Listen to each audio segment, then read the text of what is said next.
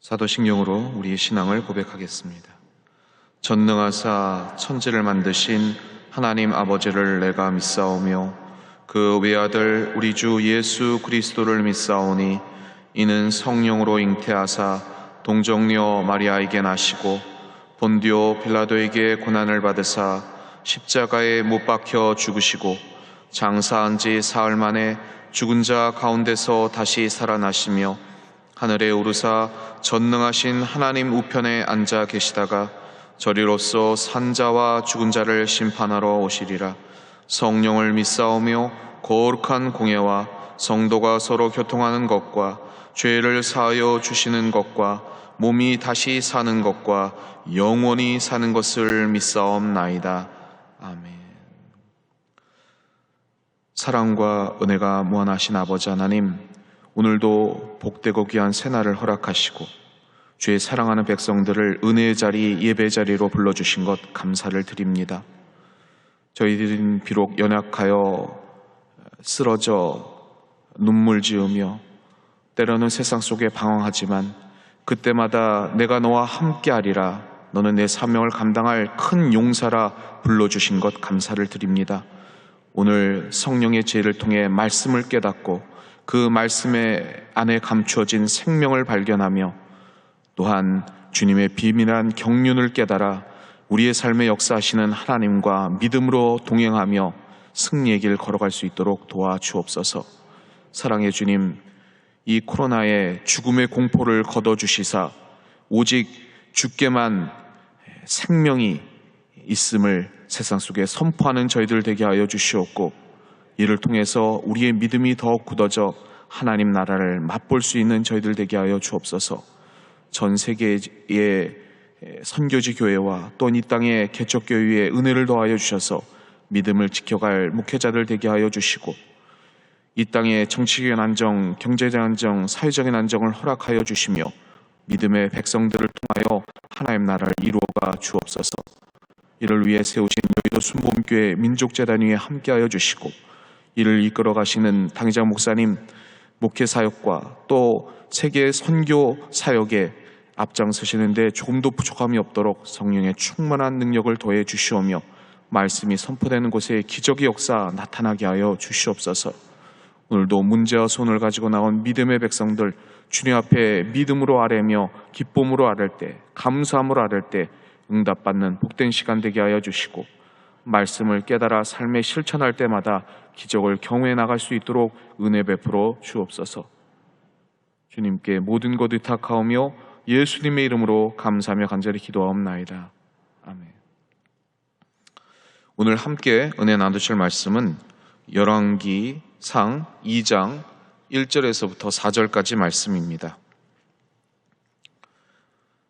열왕기상 2장 1절에서 4절까지 말씀을 우리 다 함께 봉독해 올리겠습니다.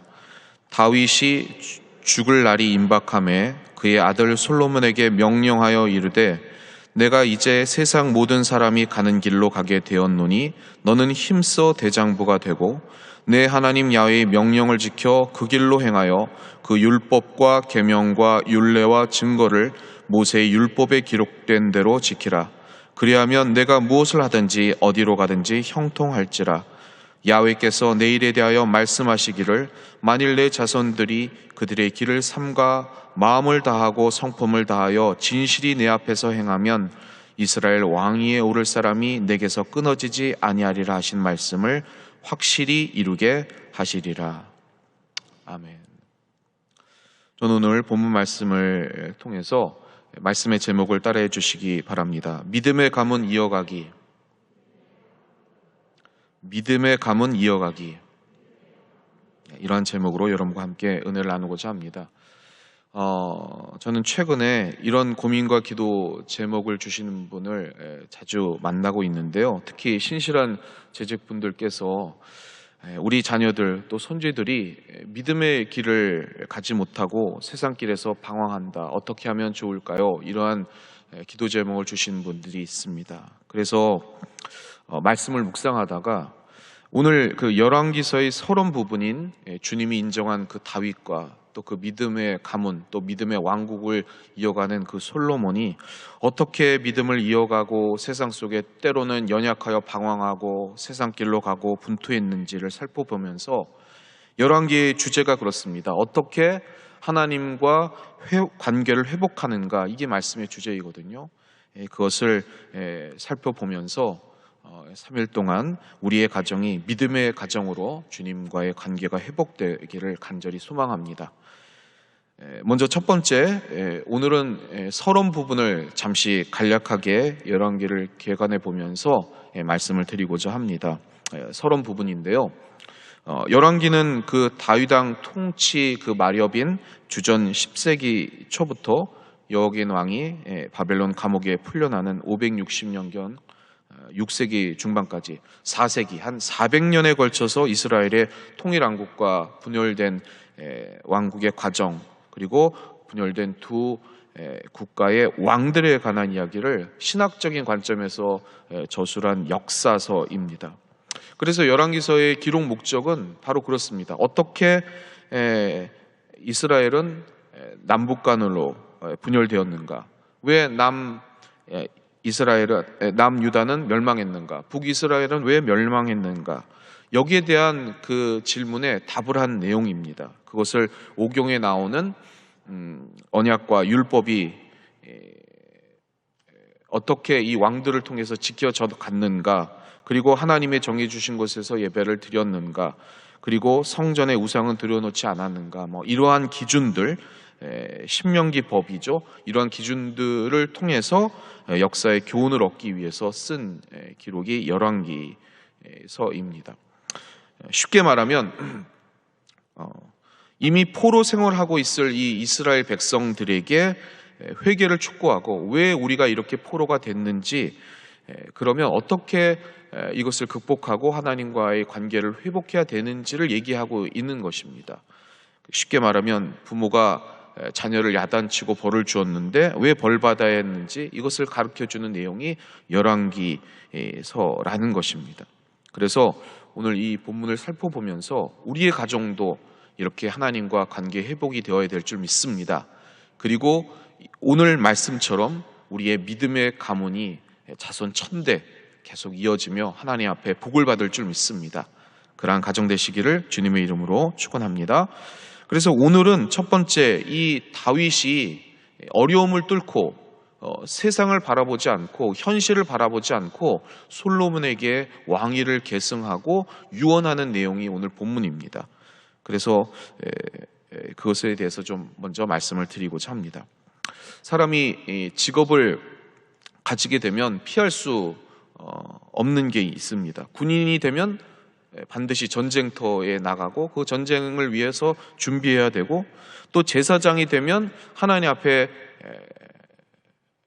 절대적으로 순종을 해야 하죠. 세상을 바라보면 안 됩니다. 왕이 되면 다스릴 때 욕을 많이 먹습니다. 그리고 또 혼란을 피할 수가 없습니다. 그리고 후계자를 뽑는 일도 그렇죠. 오늘 다윗이 세자를 일찍 세우지를 않았습니다. 왕위를 누구한테 주겠다 이렇게 결정하지 않았습니다. 그리고 당시 왕위 계승 1순위가 아도니아였는데 거기에 대한 그 왕위 계승도 머뭇거리고 있었습니다. 그래서 아도니아는 왕자였지만 자기가 1순위였기 때문에 자기가 원하면 왕이 되는 줄 알고 방탕하며 살았습니다. 그럴 수밖에 없었던 이유는 다윗의 아내들이 주요 가문들 출신이었기 때문입니다. 그 가문의 도움으로 왕이 되었던 그 다윗이었기 때문에 당연히 아도니아는 왕이 될 줄 알고 자신의 욕망대로 살았습니다. 근동의 관습상 장자가 후계자가 되는 건 당연하지 않겠습니까? 그리고 자기 위에 있는 형들은 다 죽었기 때문에 자기가 왕이 될 줄 알았습니다. 이에 비해서 밧세바와 그의 아들 그 솔로몬은 소외되었습니다.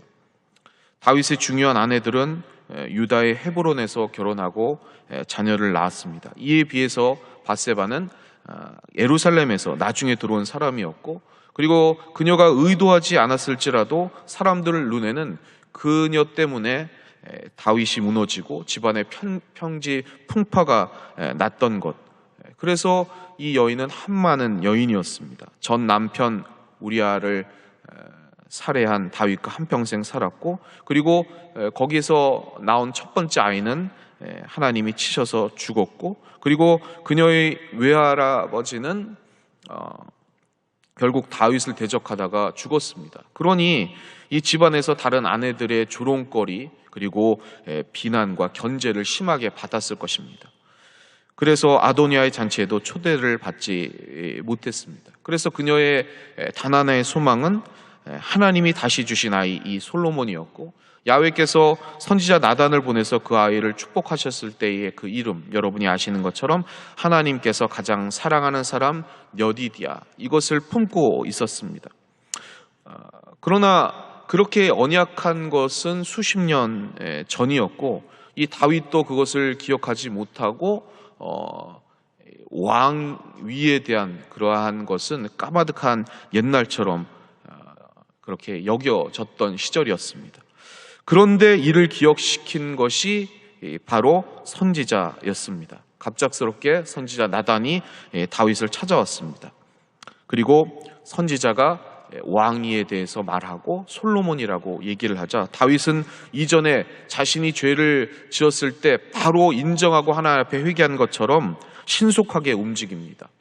그리고 암논과 압살롬 사이에서 그 문제 때처럼 우유부단한 그런 모습을 보이지 않고 신속하게 아도니아와 솔로몬 사이에서 단호하게 솔로몬을 선택하고, 그리고 그 왕위 절차를 밟습니다.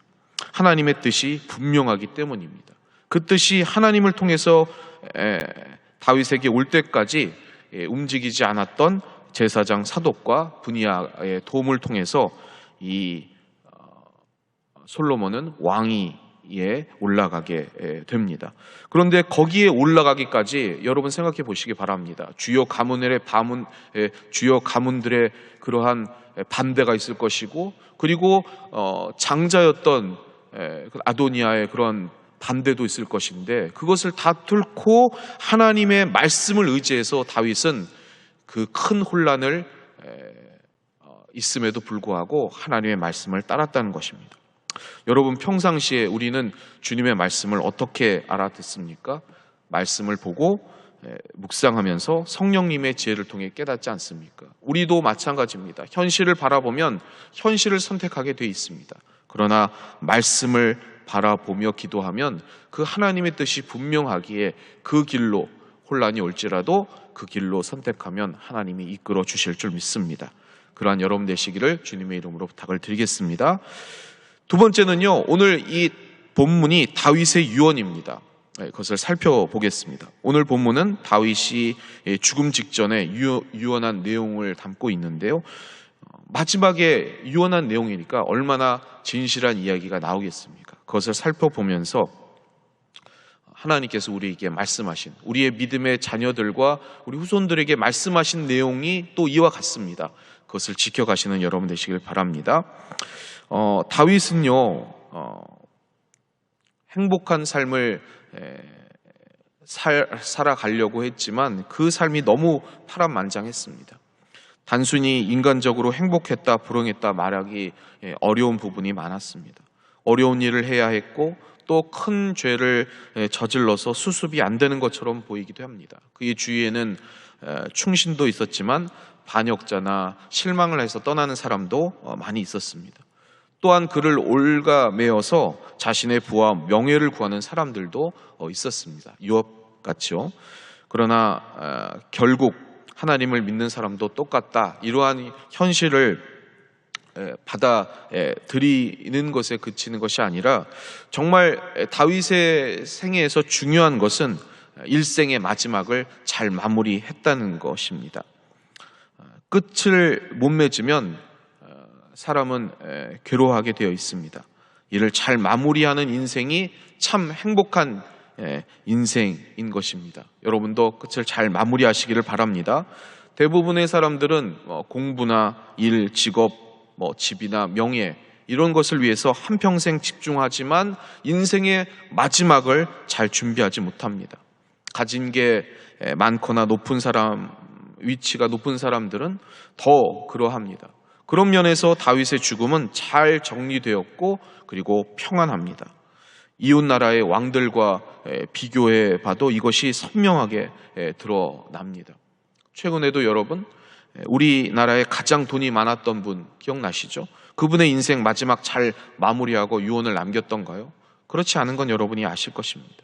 성경과 세계사에서도 자신이 계획했던 것만큼 가장 강한 절대 권력을 휘둘렀던 그러한 사람들도 제대로 마무리한 사람이 없습니다. 북이스라엘을 멸망시킨 그런 사르곤 2세 같은 왕도 죽은 그런 시신을 찾지 못했고, 남유다 히스기야를 괴롭혔던 여러분이 잘 아시는 사네립 후계자 문제로 아들들에게 비참한 죽음을 맞이합니다. 이를 진압하고 왕이 된 손자도 유명한 정복자임에도 자신의 암살을 두려워해서 높은 요새에 살았고, 그리고 관료와 친척들 아무도 믿지 못하고 의심하고 그리고 비참한 죽음을 맞이했습니다. 이를 생각해 본다면 다윗은 얼마나 온전한 정신을 가지고 후계자 솔로몬에게 해야 할 것과 하지 말아야 할 것을 잘 편안하게 말하고 죽었는지 모릅니다. 죽음의 역사라는 책을 쓴 프랑스 학자 필립 아리에스는 이렇게 말했습니다. 현대는 예시대에 비해 모든 것이 발전했다. 그런데 한 가지 거꾸로 퇴보한 게 있다. 그것은 바로 죽음이다. 이렇게 얘기를 했습니다. 옛날 사람들에게 죽음은 준비해야 할 그러한 당연한 것이었습니다. 그래서 그 시간을 어느 정도 알고 있었고, 이를 미리 알려서 많은 사람들이 와서 인사하고 이야기하고 임종을 했습니다. 그러나 현대사회 여러분 생각해 보시기 바랍니다. 사람이 마치 영원히 살 것처럼 착각하고 죽음을 감추고 있습니다. 그 착각 가운데 대부분의 현대인들은 좀 더 자유롭게 옛날 왕들처럼 해보고 싶은 것 많이 해봅니다. 그리고 그것이 이루어지지 않은 것에 대한 회한, 그런 슬픔, 그런 것에 잡혀 있다가 갑자기 죽음을 맞이합니다. 그 죽음도 병원에서 홀로 맞이합니다. 이 코로나 상황이 더 그렇죠. 여러분 최근에 누가 죽는 것 가서 보신 적 있으십니까? 아마 별로 없으실 겁니다. 대부분 경험이 없으실 겁니다. 홀로 돌아가시거나, 우리도 그럴 확률이 크기 때문에 혼자 죽음을 맞이하게 될 수도 있습니다. 그래서 영화나 드라마 이런 것을 보면 허무하게 복수심에 불타 사라지는 그런 사람들, 죽음을 맞이하는 사람들, 아니면 이를 감추기 위해서 죽음을 판타지로 이렇게 그리는 그런 희화한 그런 것들이 있습니다. 그러나 다윗의 삶 몇 번이나 그렇게 될 수 있었지만 하나님께서 보호해 주시고 오늘 삶을 평안히 마칠 수 있도록 해 주시고 솔로몬에게 유언을 하였다는 것입니다. 오늘 그 유언을 한 절 한 절 살펴보면서 무엇을 얘기했는가, 우리의 믿음의 가문 후손들에게 어떠한 이야기를 들려주는가 살펴보도록 하겠습니다. 먼저 열왕기상 2장 1절에서 2절 말씀 같이 한번 합독해 보겠습니다. 다윗이 죽을 날이 임박하매 그의 아들 솔로몬에게 명령하여 이르되 내가 이제 세상 모든 사람이 가는 길로 가게 되었노니 너는 힘써 대장부가 되고.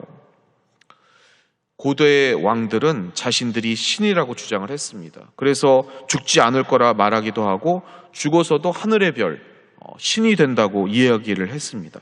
그러나 오늘 다윗은 분명하게 얘기합니다. 내가 이제 세상 모든 사람의 길로 간다. 이스라엘의 그 왕들의 이야기의 시작은 바로 이렇게 왕 자신이 사람일 뿐이라고 고백하며 시작합니다.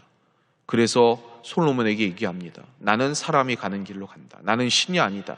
나는 하나님 곁으로 간다. 그리고 너는 그러니 대장부가 되라 라고 얘기를 합니다.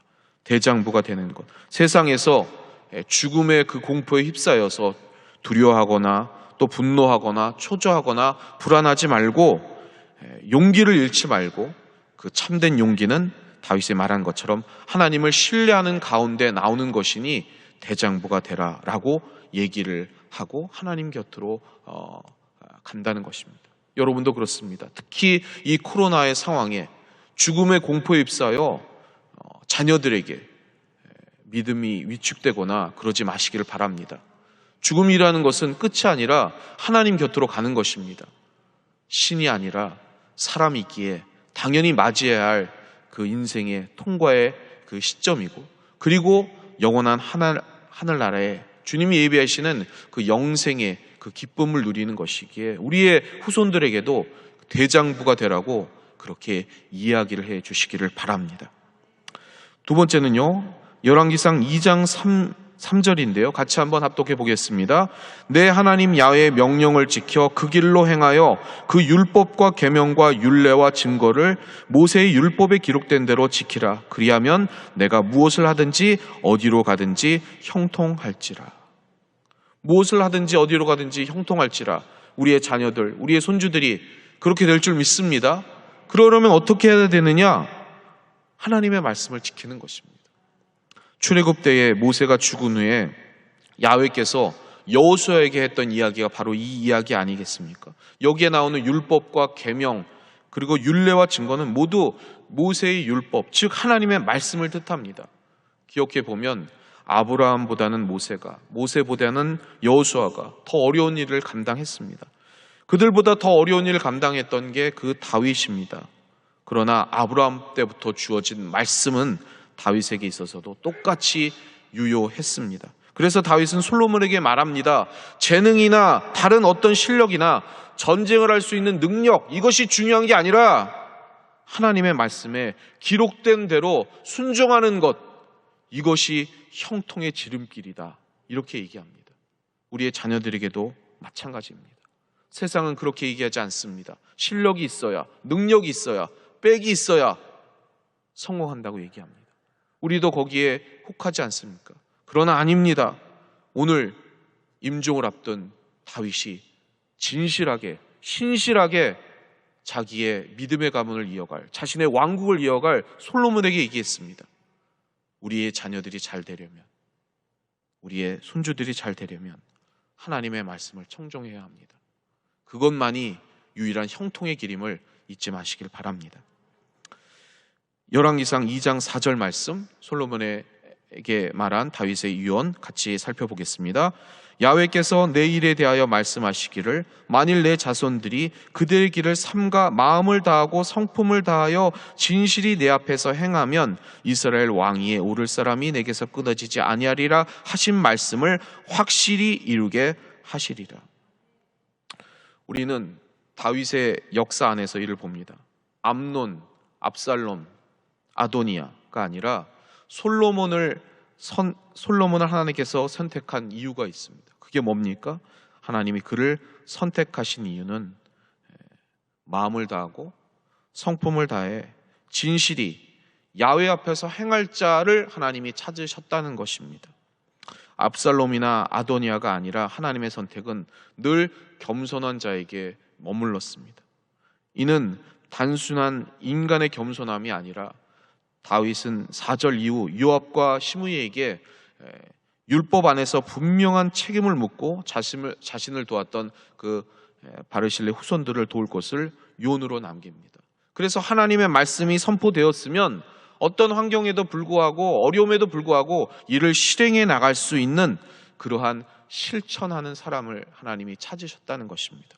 말만이 아니라 입술의 고백만이 아니라 그를 실천하는 사람, 그를 찾으시고 하나님께서는 그를 통해 형통의 길로 그 사람을 인도해 주신다는 것입니다.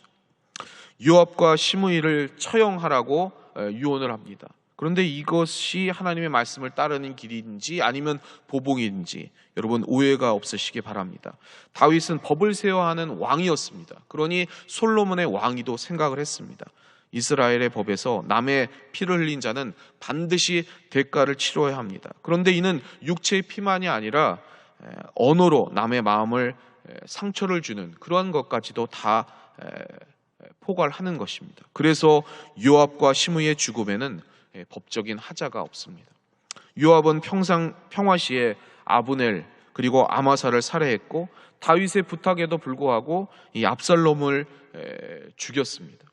그런 일을 실수로 하는 사람을 도피성에서는 받아주는데 이렇게 의도적으로 하는 것은 도피성에서도 받아주지 않습니다.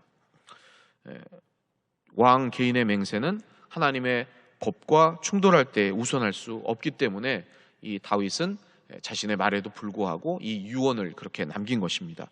출애굽기 22장 28절 말씀 같이 한번 합독해 보겠습니다. 너는 재판장을 모독하지 말며 백성의 지도자를 저주하지 말지니라. 시므이에 대한 그러한 다윗의 용서가 있음에도 불구하고 왜 이렇게 유언했을까? 죽이라고 처형하려고. 너는 재판장을 모독하지 말며 백성의 지도자를 저주하지 말지니라. 시므이의 저주는 고난 당하던 때에 다윗의 뼛속 깊이 아마 새겨졌을 것입니다. 다윗이 돌아올 때에 시므이가 용서를 빌던 그런 방식도 1000명의 사람들을 데리고 와서 용서를 안 해주면 반란을 일으키겠다라는 어떤 그러한 사실상의 협박을 통해서 받아낸 용서였기 때문에 어떤 형태로든지 이러한 피의 저주와 그러한 그에 대한 결과는 돌아오기 마련이라는 것입니다. 하나님은 지금도 이를 유지하고 계십니다. 천국만 있는 게 아니라 그래서 지옥이 있는 것입니다. 그래서 형벌이 있는 것입니다. 이 어둠은 사라져야 되는 것입니다.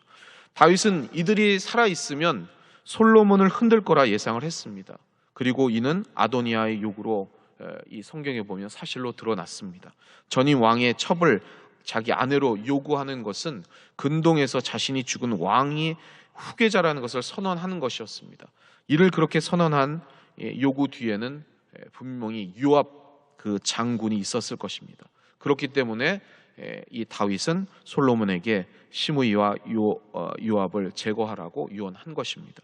다윗의 말이 맞았던 것입니다. 그래서 열왕기상 2장의 끝은 이렇게 이야기합니다. 우리 같이 합독해 보겠습니다. 열왕기상 2장 46절입니다. 여호야다의 아들 분야야에게 명령하매 그가 나가서 시므이를 치니 그가 죽은지라. 이에 나라가 솔로몬의 손에 견고하여 지니라. 이 이야기는 그래서 우리에게 마지막은 좀 씁쓸한 맛을 남깁니다.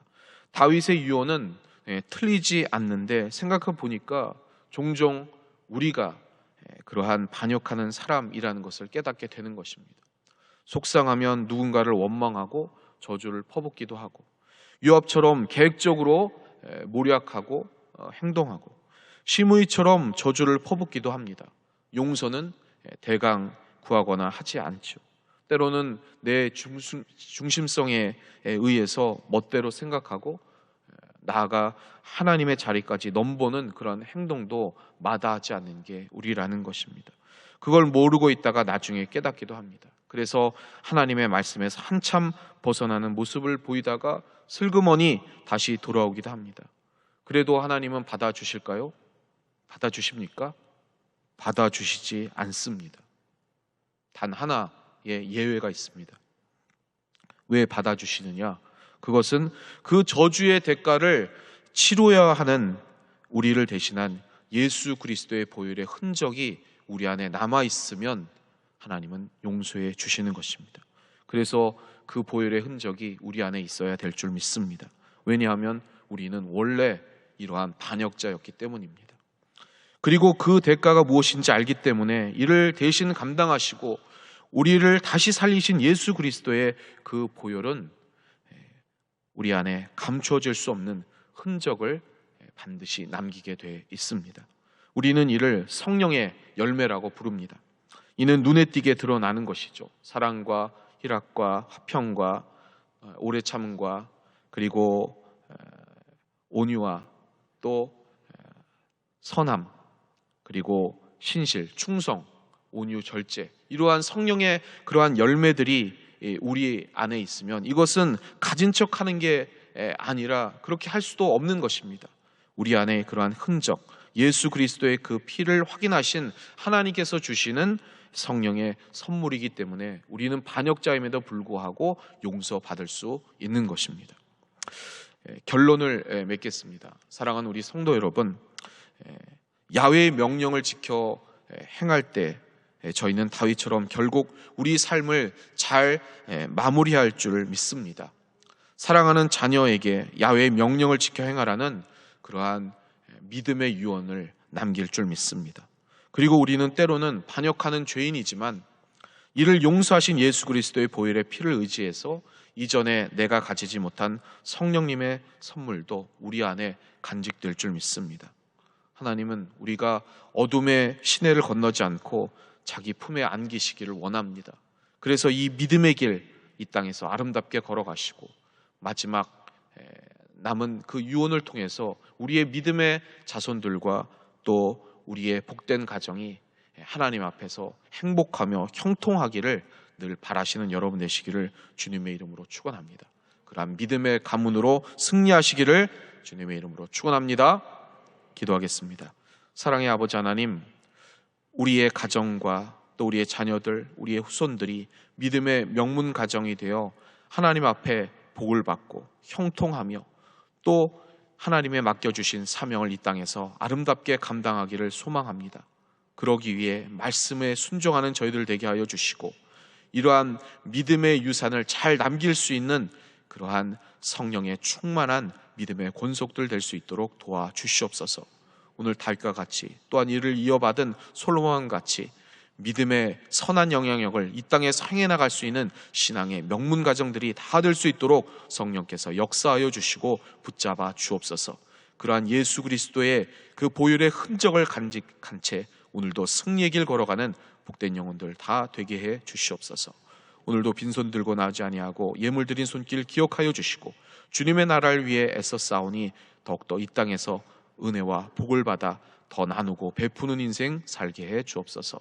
예수님의 이름으로 감사하며 간절히 기도합나이다. 아멘. 하늘에 계신 우리 아버지여, 이름이 거룩히 여김을 받으시오며 나라가 임하시오며 뜻이 하늘에서 이루어진 것 같이 땅에서도 이루어지이다.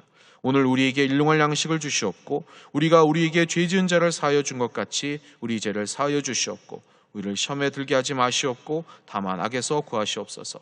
나라와 권세와 영광이 아버지께 영원히 있사옵나이다. 아멘. 할렐루야. 하나님 앞에 영광의 박수 올려드리겠습니다.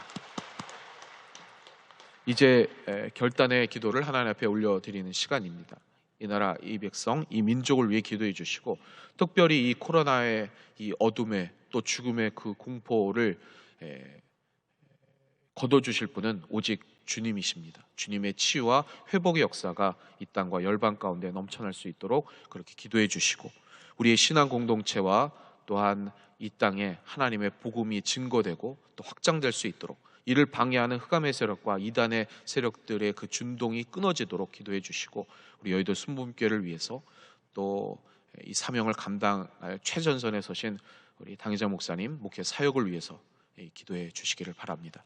우리 문제와 소원 가지고 나오신 것 오늘 응답될 줄 믿습니다. 성령 충만함을 위해서 특별히 우리의 믿음의 가문이 이러한 하나님의 은혜 안에서 형통과 또 강건함을 누릴 수 있도록 성령 충만함으로 사명 감당할 수 있도록 주님께서 은혜 주실 줄 믿습니다. 이를 위하여 우리 주님의 성호 3번 크게 부르시고 통성으로 기도하겠습니다. 주여, 주여, 주여. 오 할렐루야. 사랑의 아버지 하나님 감사합니다. 주님께서 택하신 믿음의 백성들을 통하여 주님의 그 나라를 이어가시도록 저희들에게 믿음 허락하여 주시고 말씀을 순종함으로 받는 그러한 하나님의 복을 예비하심을 감사합니다. 그러나 저희들 때로는 인간적인 생각과 그 사고를 통하여 하나님이 예비하시는 그러한 비밀한 경륜을 깨닫지 못한 채 세상과 짝지어 좌로나 우로나 유동하며 또 사람의 속임수와 그 간사한 유혹에 굴복하여 흔들린 것 너무 많사오니 주님 용서하여 주옵소서. 오늘 다시 한번 말씀을 깨닫고 이 다윗의 유언을 기억하여 하나님 말씀을 충종하며 말씀을 헌신하며 또한 믿음 지켜 살아갈 수 있도록 주여 붙잡아 주시옵소서. 저희들은 때로는 반역자이며 또한 아버지 하나님의 죄길로 내려가 아버지 하나님을 배반했던 자이지만 주님께서 용서하여 주시고 회개하는 심령 속에 하나님의 나라를 이루어 주시고 아버지 하나님의 그러한 은혜를 저희들에게 도와여 주셨사오니 주님 믿고 바라보며 다시 한번 하나님의 은혜를 세상 속에 드러내기를 소망합니다. 주여 기억하여 주옵소서. 오늘 다윗과 같은 아버지 하나님의 믿음의 가문을 이어가나갈 수 있는 우리의 후손들이 되도록 우리의 자녀들 우리의 손녀들이 되도록 주님 역사하여 주시옵소서. 세상 속에 불화하지 않고 하나님의 말씀대로 충동하여 그 뜻대로 온전히 준행해 나갈 수 있는 믿음의 가정들을 주 은혜 베풀어 주옵소서. 그러한 아버지 하나님의 혼신에 타협하지 않는 그 믿음의 신실한 영혼들을 통해 하나님 나라 이루어 주옵소서. 그 선하심 그러한 능력 아버지 하나님의 함께하여 주시고 자비와 아버지 하나님의 또한 주님이시는 그 은혜를 세속에 쏟아낼 수 있는 성령의 사람 되어 주님의 아버지 하나님의 뜻을 땅까지 증거하며 전해나갈 수 있는 아름다운 믿음의 백성들 되게 하여 주시옵소서. 오늘 간절히 간구합니다. 말씀 주신 대로 깨닫게 하여 주시옵소서. 그것을 지켜나갈 믿음의 명분 가정들 다 되게 하여 주시옵소서.